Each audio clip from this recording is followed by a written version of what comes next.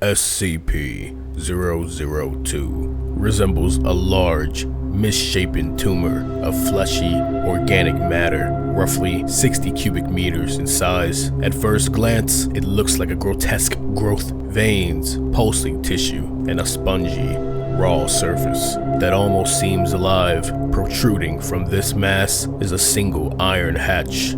Opening the hatch reveals what appears to be a perfectly ordinary, fully furnished room. A small apartment living room. There's a couch, a television, a lamp, bookshelves, and scattered personal items. It looks cozy, almost inviting, but there's a horrific detail. Every piece of furniture inside of it has been proven through advanced scans to be constructed from human tissue, bone, hair, and other biological materials, all restructured into everyday household objects. It was first discovered in a remote village in northern Portugal after a meteor-like object crash-landed in the area. Local authorities found the fleshy mass half buried in a crater. Soon after, several villagers went missing.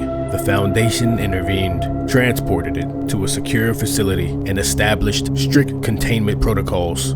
The object is kept inside a specially designed containment chamber with mechanical arms that allow interaction without physical entry. Personnel must receive written authorization from at least 2 level 4 administrators before approaching it, and any attempt to open its hatch without approval is punishable by termination. The origins are unknown. Some Foundation researchers believe it's a parasitic organism that fell into Earth from deep space, possibly a life form designed to harvest intelligent species. Others theorize it's a biomechanical construct left behind by an ancient civilization to study humanity. A few more radical scientists even suggest SCP-002 is an embryonic entity slowly growing by absorbing humans, building a nest until it reaches maturity. Its presence has spawned dozens of rumors within the Foundation, including one that it's just the first of many living rooms scattered across the world or beyond. It displays one primary behavior. It consumes living beings who enter. Anyone who steps inside is pulled into the furniture, seemingly merging with the organic material. After a victim disappears, a new piece of furniture appears in the room. A lamp, a chair, a small table, each carefully crafted from the victim's remains. Interestingly, the layout of the living room subtly shifts over time. Lamps move positions, couches inch closer to the hatch. The room seems to arrange itself to appear more inviting, as if it's learning what makes humans comfortable. Multiple D-class test subjects have been used to study it. Each time, personnel monitoring the room observed no sign of struggle once the subject crossed the threshold. It's as if they're instantly immobilized or sedated. The hatch closes. It pulses and contracts slightly, as if digesting. A few researchers have reported faint whispers emanating from its walls when left alone for long periods. Some claim to hear their own names called from inside the room, while others describe seeing brief